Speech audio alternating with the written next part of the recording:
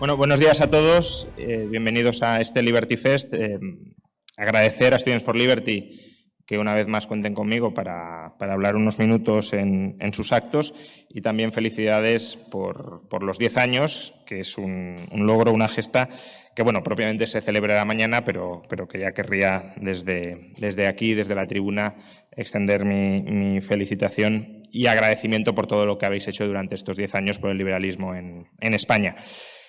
Bueno, yo aquí como umbral vengo a hablar de mi libro, vengo a hablar de Anti-Marx. El libro, como sabéis, es bastante extenso y se tocan muchos argumentos muy distintos, pero de alguna manera querría resumir la crítica económica a Marx en 4 proposiciones que son controvertidas o que entran en contradicción con el pensamiento económico marxista y que creo que ponen de manifiesto las virtudes o la capacidad explicativa que tiene el pensamiento económico liberal o no liberal, al final el pensamiento económico correcto frente al marxismo. Primera proposición que encaja mal en el pensamiento de Marx. La riqueza no solo se crea produciendo mediante el trabajo, sino que se crea también produciendo los mejores bienes, los bienes relativamente más valiosos para las personas, y distribuyendo mejor esos bienes. Para Marx, la riqueza son valores de uso, son bienes económicos, pero Marx únicamente exige que las cosas sean útiles, que sirvan para satisfacer alguna necesidad humana. Y esa riqueza, esos bienes económicos que son útiles, se crean para Marx a través de la producción laboral. Es el trabajo humano quien genera, quien crea esos valores de uso. Por tanto, para Marx la riqueza sí es una masa de valores de uso que ha costado un tiempo social determinado de trabajo para ser producida. El único requisito, por tanto, que impone Marx la riqueza es, ya digo, que sea útil para satisfacer las necesidades humanas. ¿Qué sucede? Que podemos incrementar la riqueza aún sin incrementar el tiempo de trabajo que utilizamos para producir más cosas si usamos mejor ese trabajo. ¿Cómo podemos usar mejor ese trabajo? Podemos usar mejor ese trabajo produciendo no ya cosas útiles, sino cosas que son más útiles.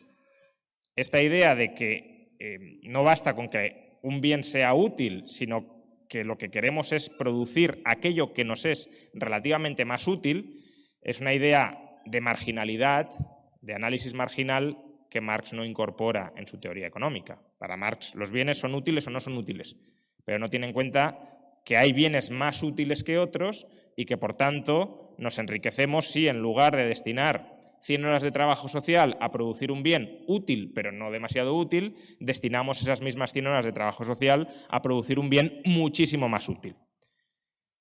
Y al no tenerlo en cuenta tampoco desarrolla ni tampoco alcanza conceptos como el coste de oportunidad. El coste de oportunidad, recordad, es aquello que sacrificamos por escoger un determinado curso de acción. Si producimos A, dejamos de producir B. B puede ser útil, nos puede ser valioso para nuestros fines, pero menos útil que A. Por tanto, si no produjéramos A y produjéramos B, obtendríamos utilidad de B, pero el coste de oportunidad de no producir A, aquello que sacrificamos para lograr B, sería mayor que la utilidad que logramos de B. Por tanto, se puede aumentar la riqueza redistribuyendo las horas de trabajo para alcanzar bienes o para producir bienes que nos permiten alcanzar fines superiores más útiles. Y por lo mismo, también se puede incrementar la riqueza mejorando los intercambios.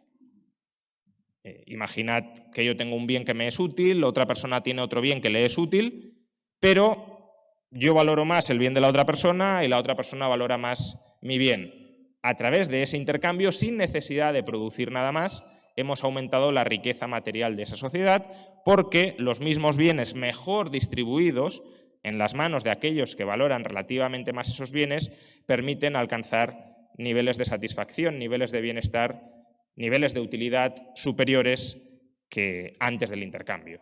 Por tanto, con un mismo volumen de trabajo social, pero intercambiando mejor, distribuyendo mejor los mismos bienes, somos capaces de volvernos más ricos.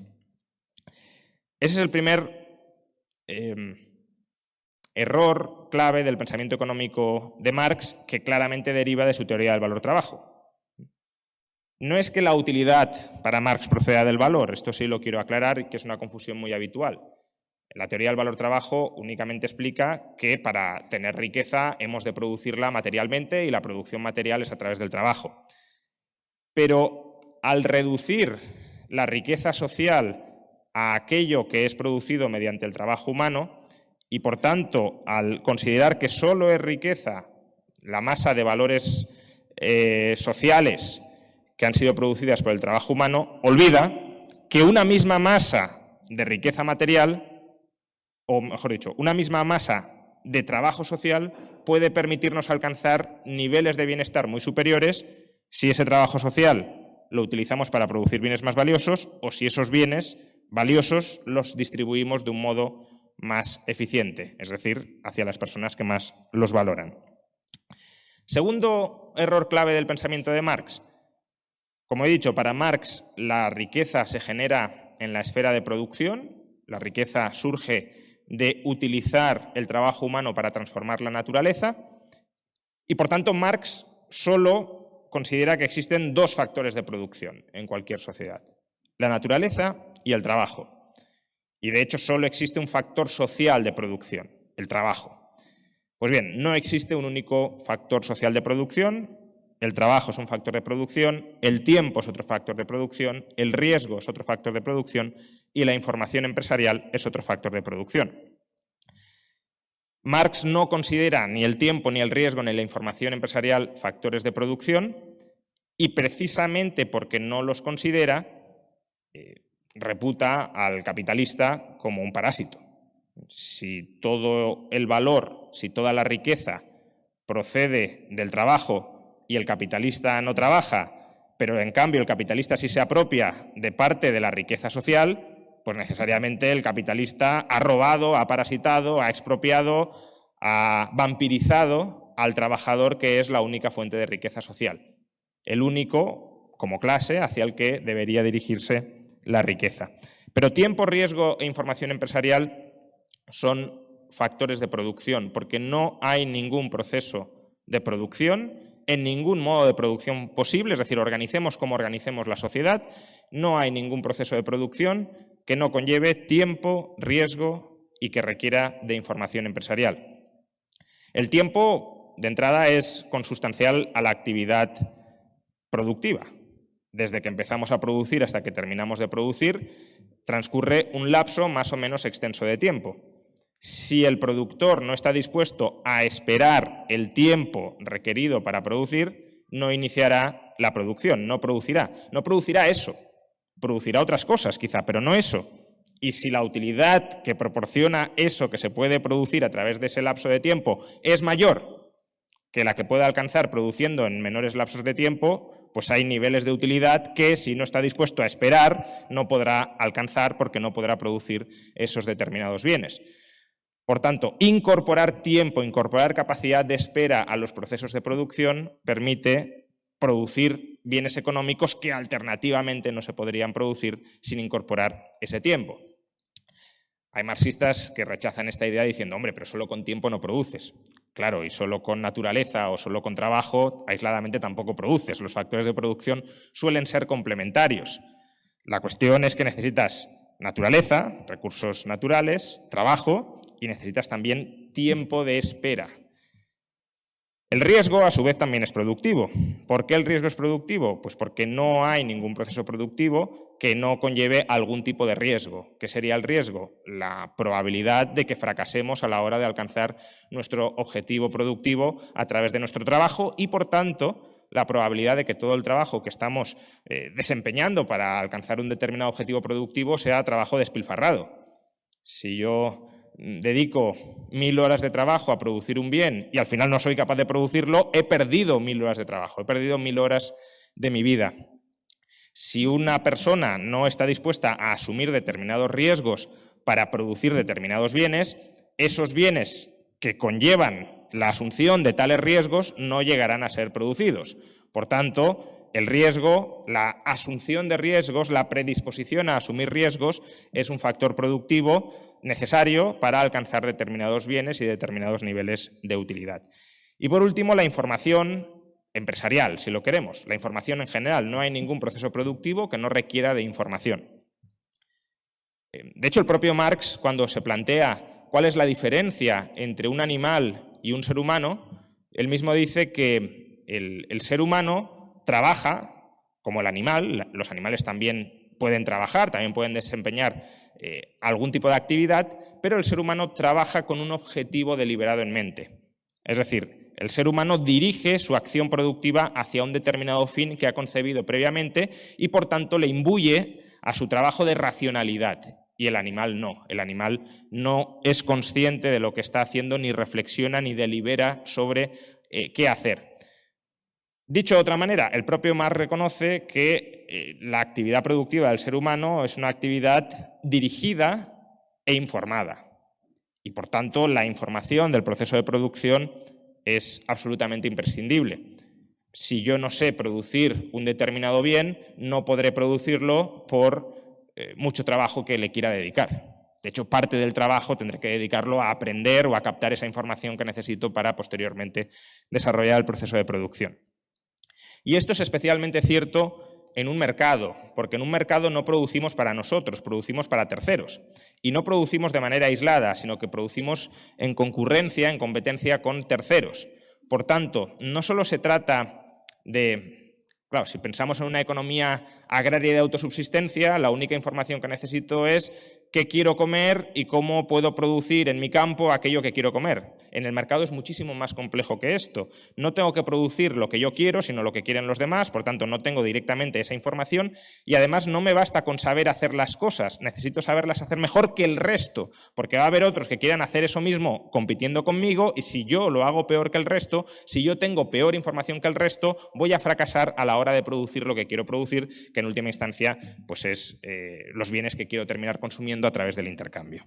Por tanto, la información, y vamos, decir que la información es un factor de producción, es un recurso clave en nuestras sociedades, es muy obvio a día de hoy, pero no era tan evidente quizá en los tiempos de Marx, pero eso no cambia, que al no incorporar esto a su teoría del valor, es decir, a su teoría de cómo surge la riqueza en sociedad, no solo a través de la transformación humana mediante el trabajo de la naturaleza, sino de la transformación humana de la naturaleza mediante el trabajo durante un tiempo determinado, asumiendo un determinado riesgo y con determinada o gracias a determinada información, eso es lo que le lleva a desconocer el papel productivo del capitalista en sociedad, porque el capitalista no deja de ser un especialista, una función social especializada en suministrar tiempo, riesgo e información a los procesos de producción. Un trabajador puede ser el mismo quien suministre tiempo, riesgo e información. De hecho, las cooperativas son eso. En las cooperativas son los propios trabajadores los que producen, los que esperan, los que asumen riesgos y los que se informan sobre cómo producir. Pero un trabajador también puede decidir desvincular su trabajo del tiempo de espera, del riesgo y de la información. Un trabajador puede decidir, yo no quiero esperar 5 años a consumir, prefiero que me adelantes el valor futuro de lo que se espera, el valor presente de lo que se espera que produzca en el futuro para consumir ya. Por tanto, ha de ser otro quien espere por él, porque si él produce, pero hasta dentro de 5 años no concluye el proceso de producción y esa persona que produce quiere disponer de los bienes ya sin haberlos producido, pues alguien tendrá que suministrárselos y alguien tendrá que comerse la espera de ese proceso de producción. A su vez, el trabajador también puede decir, yo no quiero arriesgarme a que inicie este proceso de producción y que finalmente fracase. Si me sometes a estos riesgos, me dedicaré a producir otra cosa. Y el capitalista puede decirle, no te preocupes, yo asumo los riesgos por ti. Si tú fracasas en tu proceso de producción, igualmente cobrarás y yo patrimonialmente sufriré las consecuencias de que tu proceso de trabajo haya fracasado. Y a su vez un trabajador también puede decir, yo no quiero estar todo el día captando información sobre qué producir, cómo producir, para quién producir, prefiero que tú simplemente me indiques qué he de hacer dentro de una estructura organizativa, empresarial más amplia, donde tú te encargas de coordinar a los distintos trabajadores y los distintos recursos materiales para que entre todos tengamos éxito en nuestro proyecto de producción social para el mercado. El capitalista hace eso. El capitalista se especializa en hacer eso. No es una categoría natural de la naturaleza humana o de la sociedad. El capitalista es una función social. Es como decir, profesor, médico, pues capitalista, suministrador de tiempo, riesgo e información. Y precisamente por eso el capitalista recibe una parte del valor social que ha contribuido a generar. Tercer error económico de Marx. Trabajadores y capitalistas no son clases sociales antagónicas. Este error obviamente deriva del anterior. Claro, si tú solo concibes al trabajo humano como generador de valor, como os he dicho, si el capitalista no trabaja, el capitalista necesariamente explota. Pero una vez reconoces que el capitalista desempeña una función económica productiva, entonces cobra pleno sentido que los trabajadores puedan querer asociarse de manera cooperativa y mutuamente ventajosa con los capitalistas, porque es a ellos a los que se les descarga el tiempo, el riesgo y la información inherente a todo proceso de producción. Por eso, para Marx, la emancipación del trabajador requiere expropiar los medios de producción, socializar los medios de producción y abolir el capital.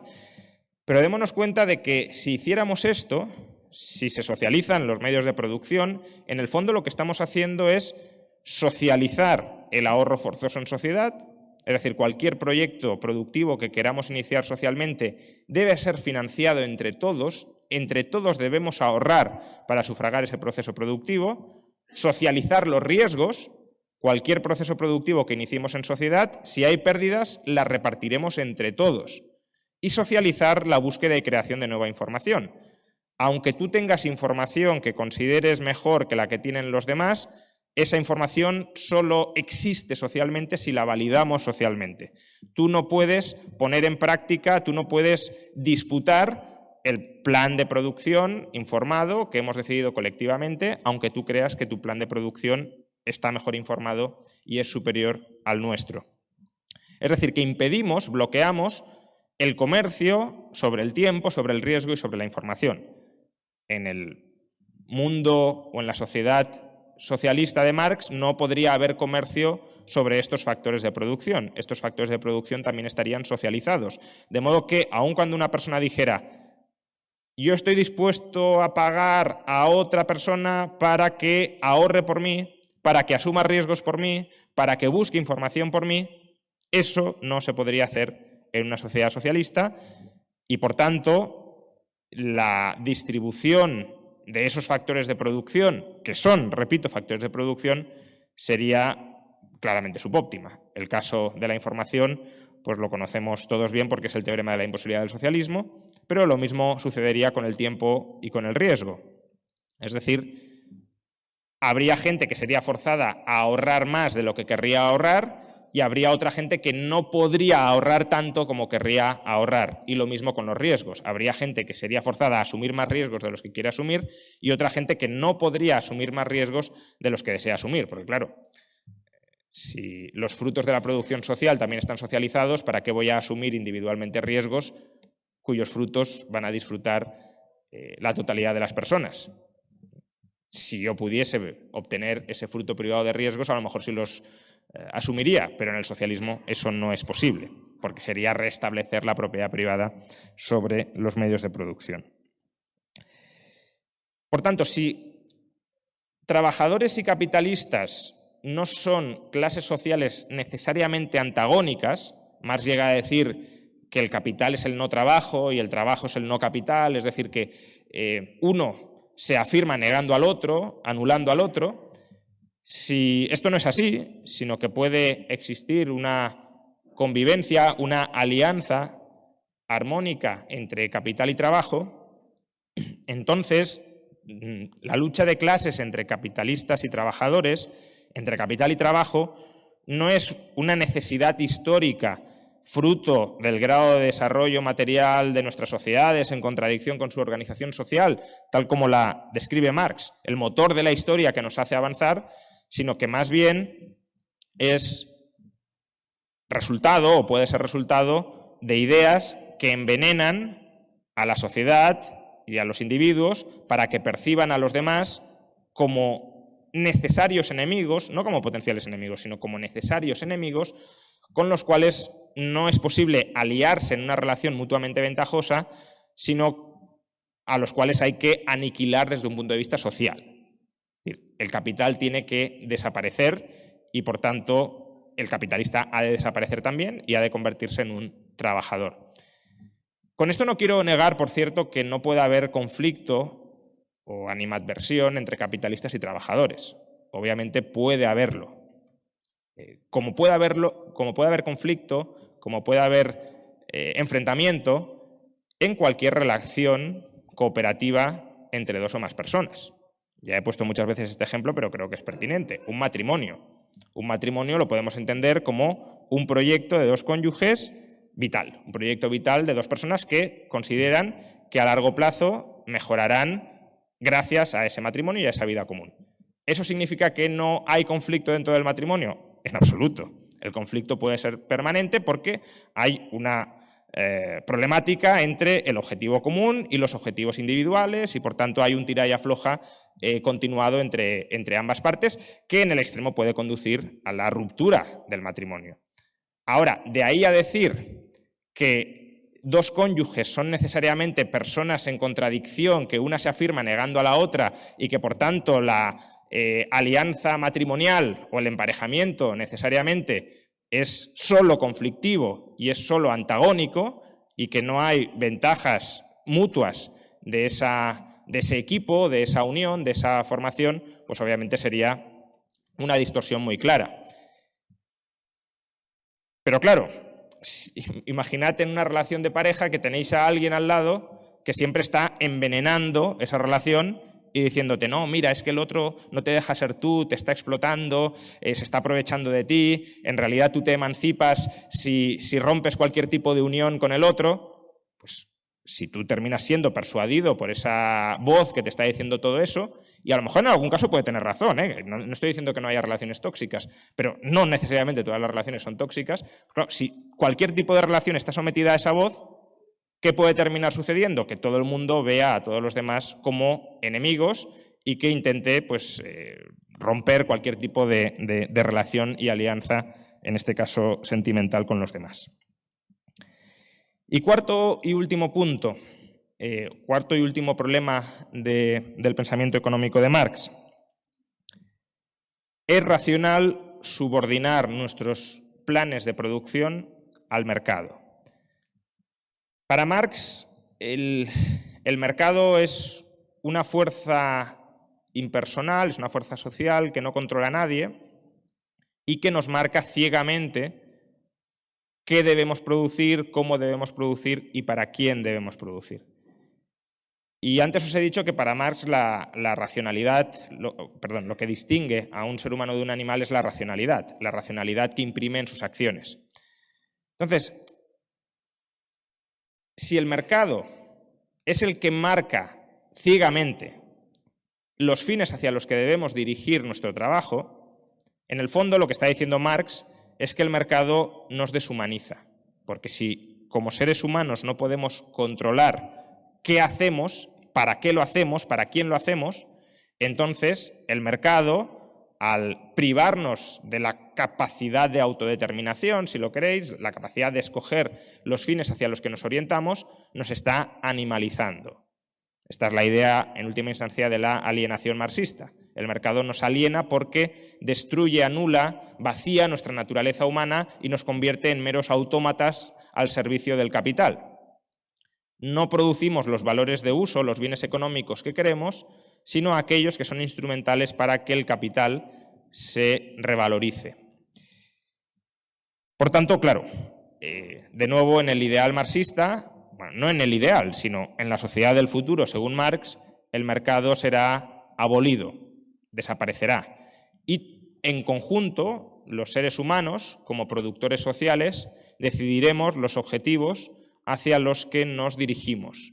Es decir, no será una fuerza impersonal la que nos marque qué hemos de hacer, cómo hemos de hacer y para quién hemos de hacer, sino que todos, deliberadamente, conscientemente, escogeremos el rumbo hacia el que nos dirigiremos.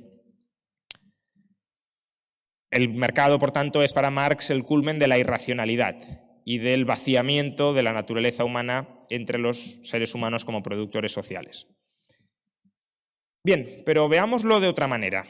¿Y si el mercado es una especie de algoritmo social que permite que produzcamos, aún sin que nadie tenga toda la información, si nos permite producir los bienes relativamente más valiosos de la manera relativamente más eficiente posible y distribuirlos a aquellos productores sociales que relativamente los valoran más, alineando, por tanto, la información dispersa que hay en cualquier sociedad sobre lo que otros quieren? Yo no sé lo que vosotros queréis, ni vosotros sabéis exactamente lo que quiero yo. Y sobre cómo podemos producir. Vosotros tendréis unas ideas sobre cómo producir las cosas, yo tendré otras, y no sabemos a priori cuál de ellas es mejor. El mercado, como algoritmo social, permite alinear esa información dispersa, descentralizada, con el incentivo a revelar y a actuar conforme a esa información. Dicho de otra manera, puede ser perfectamente racional que aceptemos participar en unas reglas de juego impersonales que nos permiten maximizar los bienes económicos que somos capaces de producir con respecto a un escenario en el que no empleáramos ese algoritmo social. Renunciar al mercado como forma de coordinarnos habida cuenta de que tenemos diversas preferencias, diversa información sobre nuestras preferencias, diversa información sobre la tecnología que podemos emplear para satisfacer nuestras preferencias, renunciar al mercado como forma de coordinar todo esto sí sería absolutamente irracional. Supondría, de alguna manera, no ser conscientes de los límites de la razón humana para planificar de manera centralizada y de manera agregada un sistema económico y, por tanto, supondría alcanzar cotas de bienestar social mucho menores que las que podríamos alcanzar empleando o sometiéndonos a esa fuerza ciega, a ese relojero ciego que podría ser el mercado. En el mercado, al final, lo que sucede es que trabajadores y capitalistas forman coaliciones de producción y esas coaliciones de producción hacen propuestas ante el árbitro imparcial que es el mercado sobre cómo generar riqueza social. Vosotros tenéis unas ideas sobre cómo generar riqueza social, riqueza para los demás, ellos tienen otras ideas, los demás allá tienen otras, comparecen ante el mercado, compiten en el mercado por el favor de terceros y aquellas ideas que ganan el favor de terceros son ideas que reputamos mejores que las del resto y que son escaladas y emuladas en el resto del mercado para maximizar la producción relativamente más útil para las personas que la valoran relativamente más. Y por eso, como digo, el mercado es, al menos hasta el momento, la institución que permite una mayor racionalidad colectiva, muchas comillas a este término, pero creo que se puede entender por dónde voy, una mayor racionalidad colectiva a la hora de ordenar, de organizar, de coordinar la producción social. Y es precisamente el intento de suplantar el mercado por una especie de mente colectiva que no existe, ni puede existir, en el sentido de que no existe una función social de preferencias que pueda ser definida de manera objetiva e imparcial, es esa pretensión lo que conduce a los sueños de la razón que producen monstruos, que produce a las monstruosidades sociales y económicas en forma de menor riqueza que la que podríamos alcanzar en el mercado y de despotismo político-social cuando se pretende impedir que las personas formen coaliciones entre sí en lugar de... se pretende impedir que formen coaliciones entre sí e imponer una coalición única y uniforme para todas ellas, aun cuando esas personas puedan querer separarse de esa coalición única impuesta sobre todas ellas y formar coaliciones diversas con otras personas en función de sus preferencias, en función del tiempo de espera que puedan aportar, en función del riesgo que estén dispuestos a asumir y en función de la información personal y local que puedan poseer para coordinarse con terceros.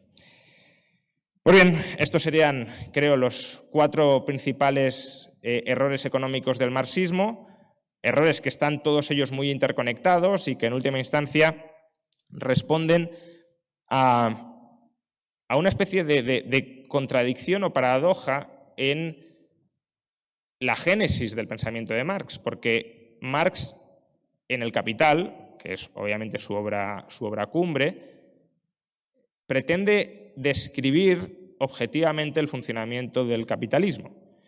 Y en última instancia lo que estoy diciendo es que Marx describió la superficialidad del pensamiento, del funcionamiento del capitalismo, pero no fue capaz de penetrar en su comprensión profunda, que es justo lo contrario de lo que quería hacer. Marx denunciaba que los economistas burgueses caían presa de las formas superficiales del capitalismo y que no entendían la operativa profunda de este sistema, la lógica última de este sistema, cuando en realidad fue él quien no entendió la lógica profunda del funcionamiento del sistema capitalista y se quedó en una descripción de relaciones muy superficiales y en ocasiones muy erróneas y falsas sobre cómo se organiza y sobre cómo funciona el capitalismo. Muchas gracias. Creo que ahora tenemos turno de preguntas. Si funciona el micro. Nada, que levante la mano, nos da tiempo a hacer 3 como máximo. Si las preguntas son cortas y no son monólogos, igual tiempo a hacer alguna más. Entonces, que levante la mano la gente que tiene alguna pregunta y iremos pasando el micro. Y yo sugiero que evitemos las reflexiones y vayamos un poco al grano, ¿no? Digamos, o sea, nada de esto de más que una pregunta es una reflexión, no, o sea, vamos a preguntas. Bueno, ya veo aquí a Paco entusiasmado, así que al grano, por favor. Yo te voy a preguntar qué te parece esta reflexión. Tu conferencia ha sido estupenda. Solo me choca muchísimo el uso de factor de producción, el término para el riesgo. Porque factor de producción, los clásicos, tierra o bienes naturales, trabajo, capital, tiempo, cuanto más tengas de ello, mejor. Y son imprescindibles. Mientras que tú puedes tener procesos de producción que apenas tengan riesgo, que lo tengan prácticamente cero y sigan siendo productivos. Me podrías contestar que hay un trade-off entre riesgo y producción, que a más riesgo, más producción, pero eso no es verdad, eso no está garantizado. Depende de cuál sea la distribución de probabilidades. Solo es por tener cuidado con ese término y yo en vez de factor le llamaría circunstancia, que es verdad que Marx no lo considera, o sea, en eso has acertado completamente. Solo es esa incomodidad con el término y ver qué te parece. Sí, en parte tienes razón, pero no cualquier factor de producción, más cantidad es necesariamente mejor. Es decir, si tú tienes un determinado plan empresarial para el que no necesitas petróleo, más petróleo no es mejor para ese plan de producción. De la misma manera, si tienes mucho petróleo y no lo utilizas adecuadamente, pues tampoco serás capaz de producir con él. Entonces, con el riesgo, hasta cierto punto, sucede algo similar. Es decir, por el hecho de añadir más riesgo a un proyecto de producción, ¿serás más productivo? No, como con el petróleo. Por el hecho de añadir más petróleo, no serás más productivo. Si asumes riesgos meramente por asumir riesgos, ¿serás más productivo? No. Si no haces un uso inteligente de ese riesgo, es decir, un plan empresarial improbable, pero que tenga potencial, pues no producirás más. ¿Que hay proyectos productivos sin riesgo que son productivos? Sí, porque el riesgo no es necesariamente un factor de producción que deba ser decisivo en todo proceso productivo, del mismo modo que el petróleo tampoco lo es. Entonces, entiendo lo que dices y hasta cierto punto, bueno, se puede interpretar también como circunstancia, pero como circunstancia que potencia o que puede potenciar la producción y que, por tanto, aquel que aporta a esa circunstancia pues está contribuyendo a producir más y eso se acerca mucho a un factor de producción. Sí, aquí. Lo primero, enhorabuena por tu charla y nada, quería preguntarte, tras la investigación de la figura de Marx, ¿cuál ha sido tal vez tu mayor sorpresa en estas andaduras de escribir su figura? Gracias. Bueno, la sorpresa es algo, bueno, habría dos, ¿no? Una positiva, si lo queréis, y una negativa. La positiva es algo que siempre se ha dicho y que, por tanto, hasta cierto punto no es una sorpresa, pero que cuando la constatas sí te impacta, ¿no? Y es la enorme coherencia e integración y amplitud del pensamiento marxista. Es decir, el pensamiento marxista te proporciona prácticamente un sistema total de comprensión de la realidad de manera muy coherente internamente, incluso brutalmente coherente, si lo ves desde dentro. Otra cosa es que muchas veces los árboles no te dejan ver el bosque y por tanto necesitas alejarte de esos árboles para contemplar la totalidad del bosque y ver que es un bosque muy desangelado y bastante moribundo, digámoslo así, ¿no? Pero bueno, sí que es verdad que cuando te sumerges en los textos de Marx, muchas cosas empiezan a encajar, empiezas a ver la realidad de manera muy, muy distinta y bueno, puede ser bueno verla de manera distinta, aunque al final a lo mejor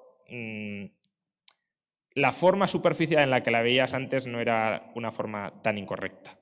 Es decir, Marx pretende, ya digo, ir más allá de las superficialidades, de las formas, pretende escarbar en las profundidades, en el contenido material real que se oculta detrás de las formas, pero en ocasiones las formas pueden ser bastante representativas de lo que realmente se cuece por debajo, y a lo mejor al querer ir más allá de las formas y hablar de categorías que no son observables, como por ejemplo el valor, el tiempo de trabajo social, pues a lo mejor eres tú el que está colando ideas erróneas sobre cómo se organiza el proceso social. Bueno, la sorpresa negativa, ya lo he comentado también otras veces, no tiene tanto que ver con su obra, que más o menos pues no he tenido una visión más negativa de su obra que la que tenía antes de empezar a estudiarla, pero sí con su persona, que eso puede quedar bastante al margen de su obra o no, eso ya depende cada uno cómo interprete la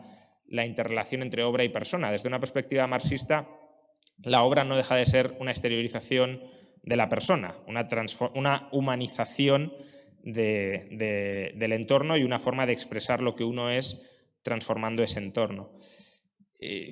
Leyendo las biografías y sobre todo la correspondencia personal de Marx, encontré yo no tenía especial animadversión personal hacia Marx, y de hecho lo que me suele ocurrir con los autores cuando los leo mucho es que me terminan cayendo mejor de lo que me podían caer antes de leerlos.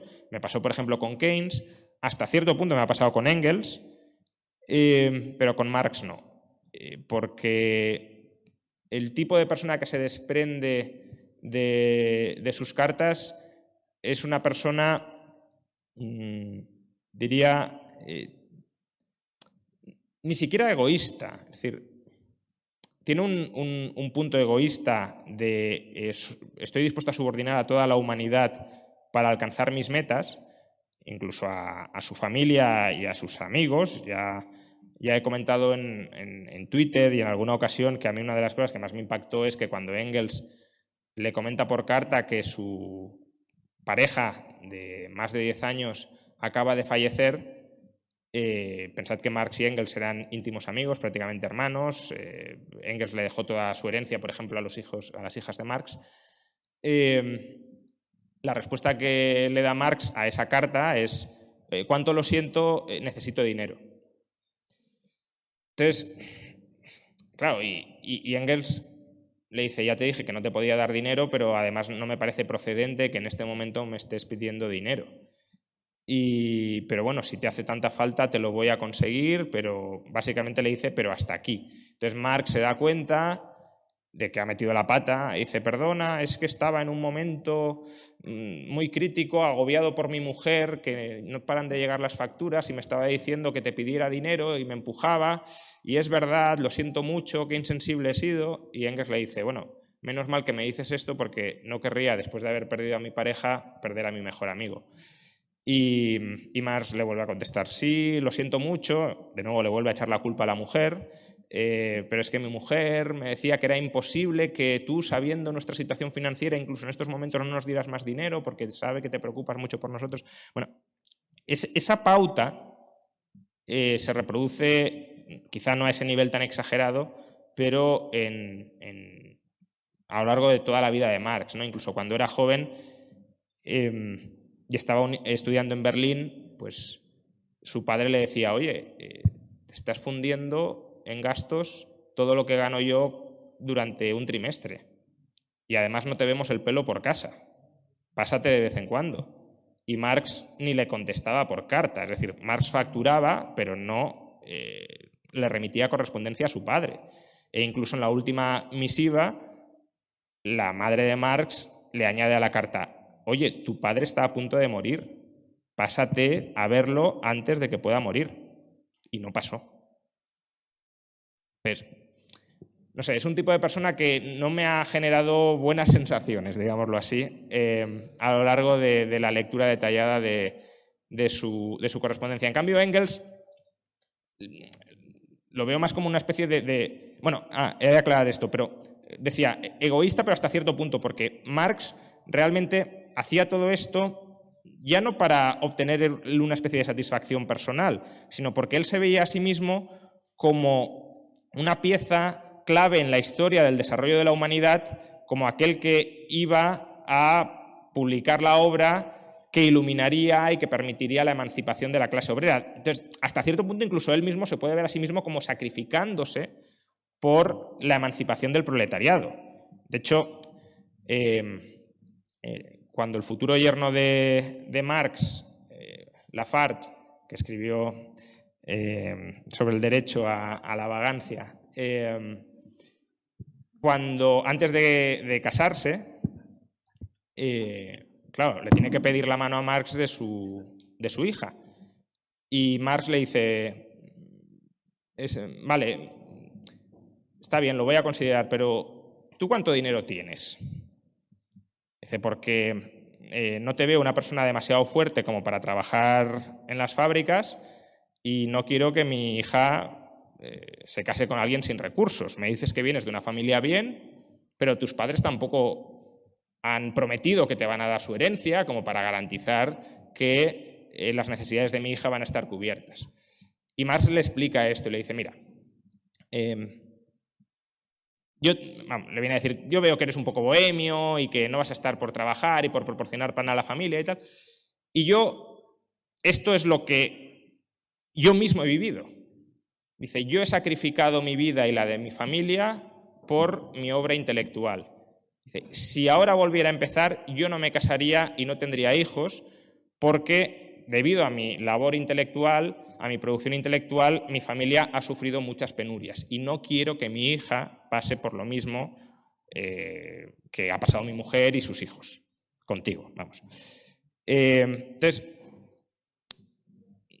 cuando he dicho egoísta, tampoco quiero decir como que él quisiera hacer las cosas en su propio provecho. Él se veía a sí mismo como sacrificándose por una causa más alta. Ya digo, y en cambio Engels lo veo una especie de persona totalmente abducida, servil a Marx en todos los aspectos de su vida. Y por eso siento cierta compasión hacia la persona de Engels, que me parece también un pensador bastante brillante, a la altura de Marx, aunque el propio Engels decía que no, que solo Marx era un genio y todos los demás podemos ser personas muy inteligentes, pero genio solo hay uno y es Marx.